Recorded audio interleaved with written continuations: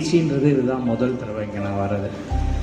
அருட்பெரும் ஜோதி அப்படின்ற வார்த்தைக்கு எப்படி நம்ம உண்மையான அர்த்தங்கள் தேடணுன்றது என்னோட ஒரு ஆவலாக இருந்தது. இதில் ஃபேஸ்புக்கில் பார்க்கும்போது உள் ஒளி தியானம் அப்படின்னா ஏதோ ஒரு ரூம்குள்ளே நம்ம சத்தியஞான சபையில் பார்த்த மாதிரியான ஒளி வச்சு அதை பற்றி ஒரு தியானமாக இருக்கும்னு தான் நான் நினச்சேன்.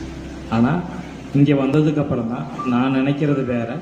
இங்கே அதாவது பெருமாள் வள்ளலார் ஐயா சொல்லி கொடுத்துட்டு போகிறது வேறு அப்படின்றத நான் புரிஞ்சுக்கிட்டேன் முதல்ல.